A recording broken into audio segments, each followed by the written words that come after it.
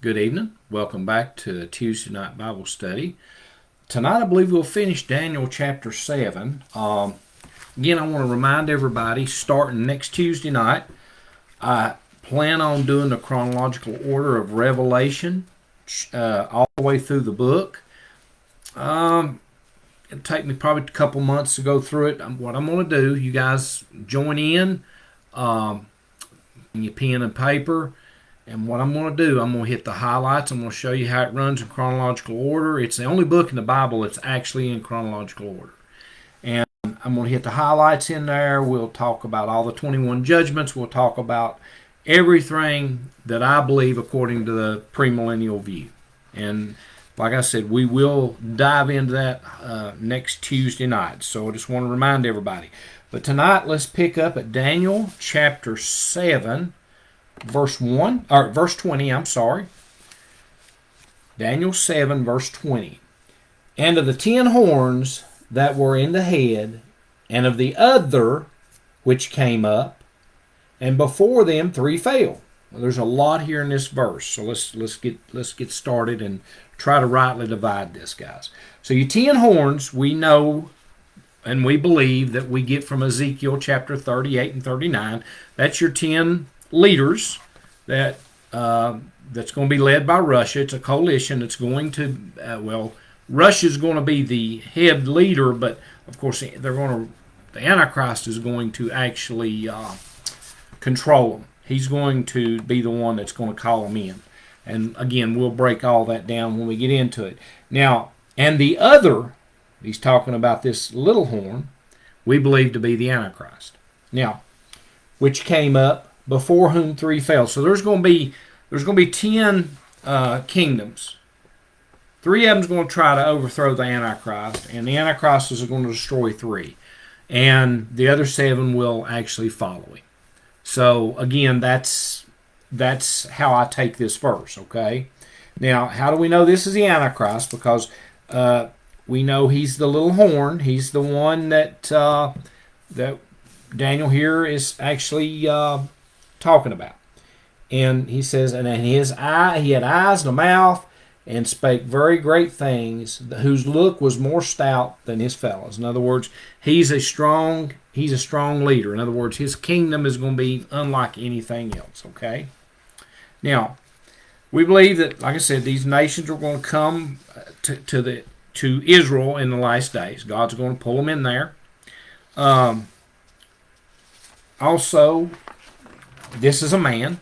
We know that. And we will, of course, the Scriptures makes that very plain to us and tells us that over and over again. Now, let's move on. Verse 21. Daniel says, I beheld, and the same horn made war with the saints and prevailed against them. Now, how can this Antichrist prevail against God's people? It's a good question.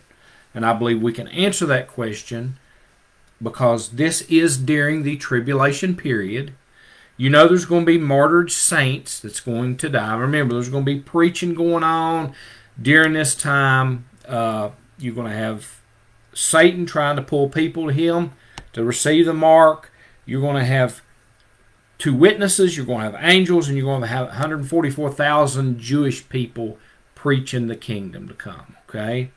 Now, there's going to be people saved during this time. Usually, during this time, if you accept the Lord, you're probably going to lose your life. And we know that through Scripture. So how does he prevail against them? Well, that's how. He's going to implement a mark. And you're either going to accept that mark or refuse that mark. Now, if you refuse the mark, you'll die. More likely, you'll lose your head. You'll die for the Lord. If you accept the mark, then you're doomed to anyway. Okay? So let's look at some scripture on this. This is how the Antichrist is going to prevail.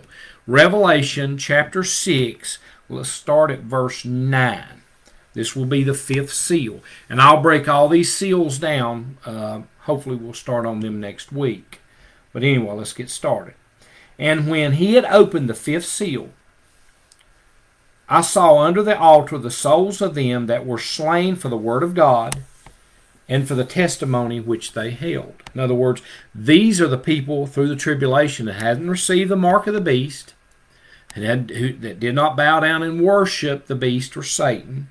During this period of time, these people die. Now, there'll be some remnants that I believe God's going to pull through or save. But you've probably got a 99% chance of losing your head in this period of time during this time, if you accept the Lord, okay? If you refuse the mark. All right. Let's move on.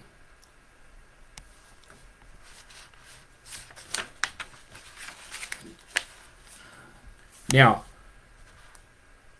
the fifth seal here explains to us how the saints in other words, Satan prevailed against the saints of God.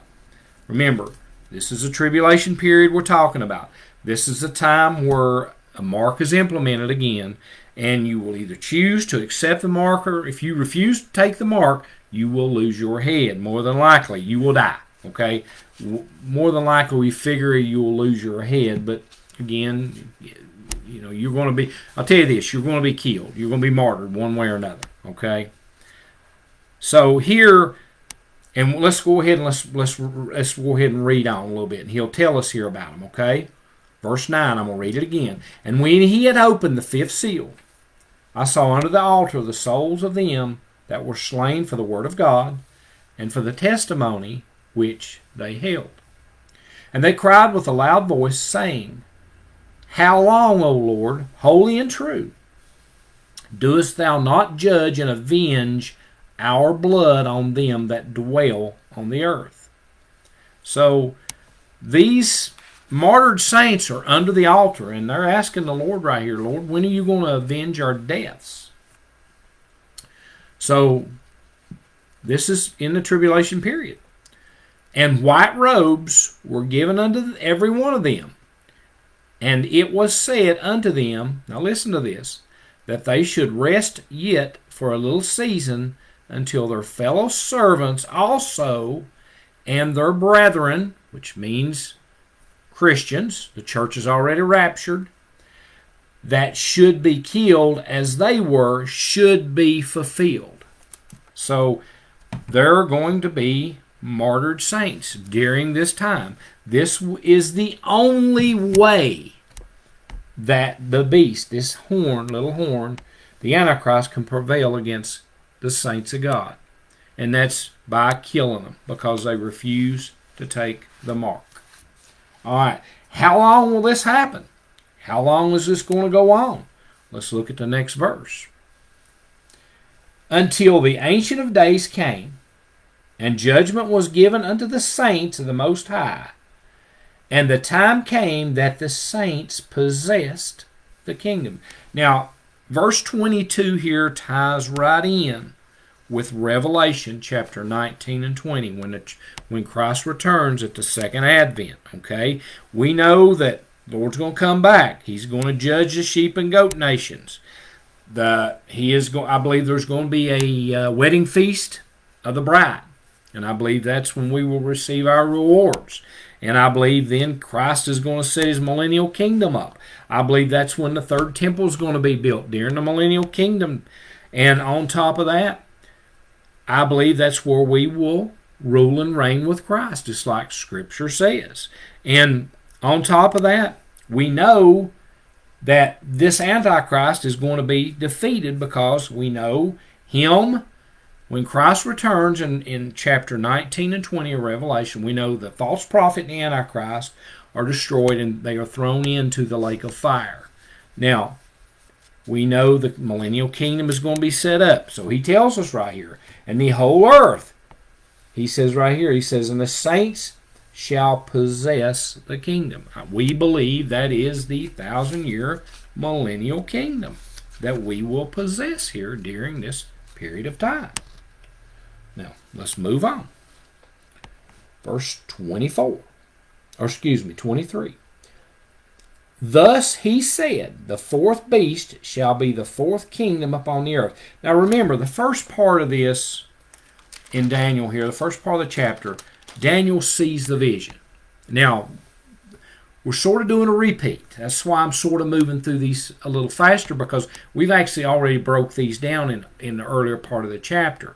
What I mean by that is this angel now is explaining the vision to Daniel. Okay? Like I said before, God doesn't hang us out. He gives us what we need if we'll study the Scripture out. So he says right here, thus he said, the fourth beast shall be the fourth kingdom upon earth, which shall be diverse from all kingdoms, and shall devour the whole earth, and it shall tread down and break it into pieces. Now we know here the first part of this kingdom. We know that this would be the fourth part of the kingdom. Is the Roman Empire. We know that's the legs. That's the iron legs. We remember it. It's still alive today through the Roman Catholic Church, guys. And I'll leave it at that. But anyway, this is the fourth kingdom that he's talking about in Daniel's vision. Okay? In Daniel's vision. This would actually be the sixth kingdom. But again, this is the fourth kingdom that he sees in Daniel's vision. So we know that's the Roman Empire. Okay? Let's move on. Now, verse 24. He's telling you, the Roman Empire, in the statue, guys, we're in the feet. Okay, and we're probably getting very close to these toes. We talked about all that. I showed that statue last Tuesday night. If you guys you can actually go to my YouTube channel, which is Junior Tate 1456, and you can actually look at last Tuesday night's lesson. It would have been titled number 15, I believe. It's called Daniel chapter 7, a survey of 5 world empires, part 15. Tonight is part 16. All right, so let's look at this last kingdom here that the angel's getting ready to explain to Daniel here, okay? Verse 24. And the 10 horns out of this kingdom, remember, this is a separate kingdom. He's showing you right here when he says out of this kingdom. This will be a future kingdom. This will be the 7th world kingdom, okay? Which we've broke down in Revelation chapter 17. I'm actually going to go and we're going to review it just a little bit more tonight and hit a few highlights on it again. But this is a separate kingdom that he's seeing, a future kingdom. Out of this kingdom, 10 kings shall arise. And another shall arise after them, and he, meaning a man, shall be diverse from the first, and he shall subdue 3 kings. Now, let's break this verse down before I move on any farther here. In this verse right here, we're actually talking about a future kingdom, which will be the 7th, okay? I'm going to read Scripture again, and we'll do a little bit of coverage on that. We're going to move while I'm talking here. If you guys want to go to Revelation chapter 17, we will actually look at this, and we'll pull it up. Revelation 17, we'll start at verse 8, and we will actually pull it up, and we'll go over this again. But, in other words, these 10 kings are already, well, they're here now. We know these are 10 nations that's here now. But they're not going to rise to power to go to Israel. Remember what I said. Rise to power to go to Israel until the Antichrist pulls these nations in. Okay, that's what he says here. They shall rise after them. And in other words, he will rise after them. Okay? And he shall subdue 3 of them. So let's break down, just look at Revelation 17. Let's look at this one more time. I'm going to read through it. Now, the beast that thou sawest was, and is not, and shall ascend out of the bottomless pit, and go into perdition.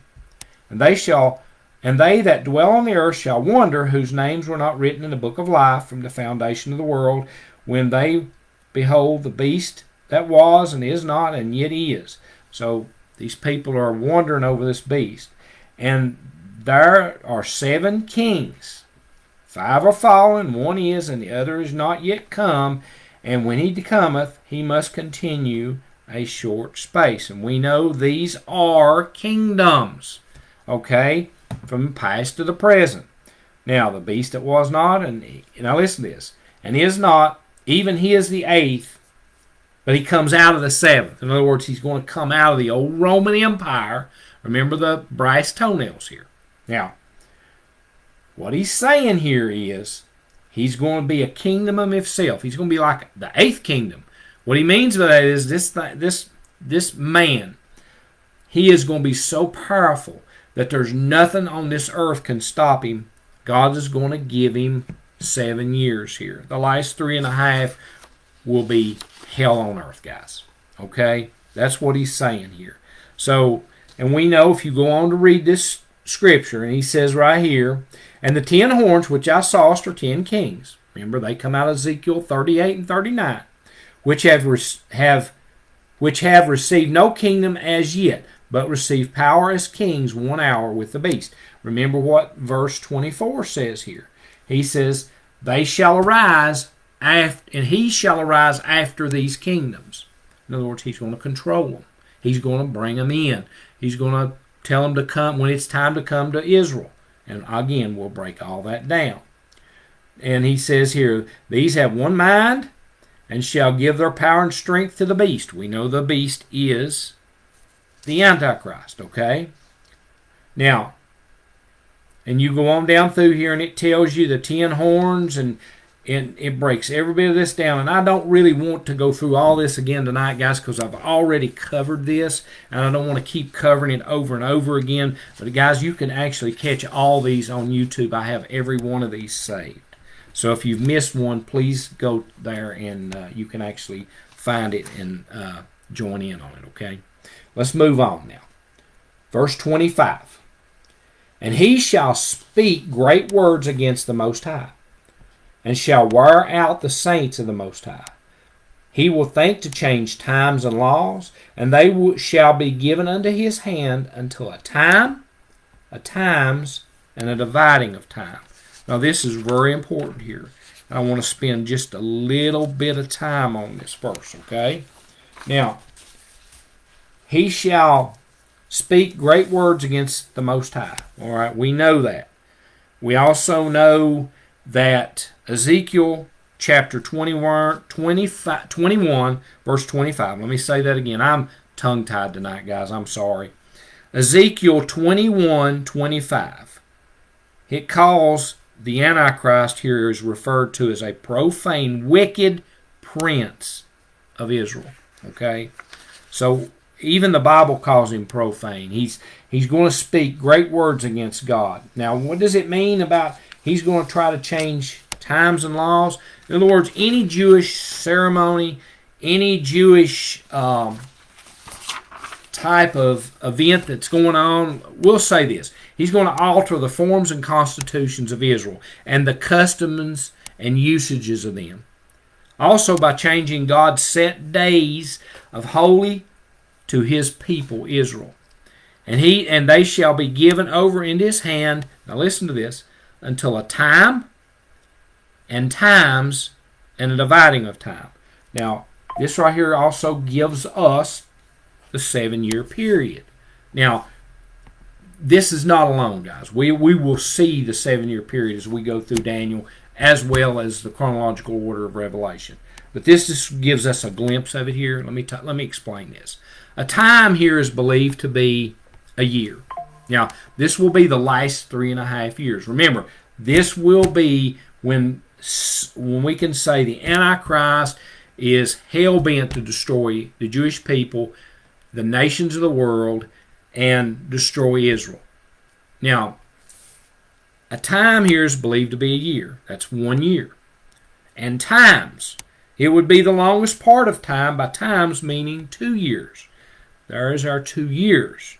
Then a dividing of times, which means half a year. That gives us 3.5 years, or by the Jewish calendar, 1,260 days. This would be the last 1,260 days, which actually starts in Revelation chapter 11. And I will break every bit of this down, guys, when we get there.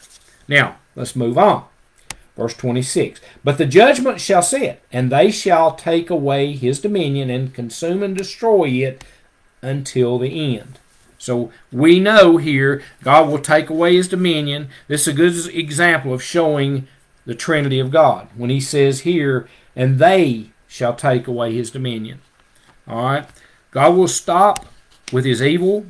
God will stop his evil reign, and him, the Antichrist, along with the false prophet, will be thrown alive into the lake of fire. We know that from Revelation 19:20. This shows us what is going to happen at the end of this age. All right, let's move on. And the kingdom and dominion and the greatness of the kingdom under the whole heaven shall be given to the people of the saints of the Most High, whose kingdom is an everlasting kingdom, and all dominions shall serve and obey him. Now, we will serve in the millennial kingdom. It's mentioned 6 times in 7 verses from Revelation 20 from verse 1 to 7. 6 times about a 1,000-year millennial kingdom. Guys, this is where we as saints will rule and reign with Christ, okay? We shall be his people, and this shows us that the saints will rule with Christ for 1,000 years. That's Revelation 20, verse 6. Now, he also says, all dominions shall serve and obey him. During the millennial reign, Christ will rule with a rod of iron. We know that. We can get that from Revelation. Let's look at that. Let's go to Revelation chapter 2, verse 26 and 27.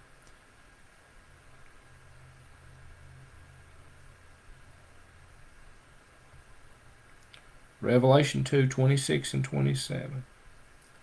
And he that overcometh and keepeth my works unto the end, to him I will give power over the nations, and he shall rule them with a rod of iron, as the vessels of a potter shall be broken into shivers, even as I received of my Father. Verse 28, and the last one in this chapter. Hear, though, unto the end of this matter, for as for me, Daniel, my cogitations much trouble me, and my countenance changing me, but I kept the matter in heart. Could you imagine all this that Daniel had seen? And guys, this we're gonna go through this even in more depth as we move to each chapter. This is the completion of Daniel chapter 7. Please, again, I want to remind everybody to join in next Tuesday night. Have pencil and paper. I'm going to try to break Revelation down for you guys to make it a little easier for your studies. If you guys can see the chronological order of it, you can piece things together a lot easier. And I believe God has laid that out for me, and I do my best to try to get it out to you guys. Again, thank you guys for joining in tonight. Please like and share so God's word gets out. And everyone have a blessed and wonderful Tuesday night. And good night.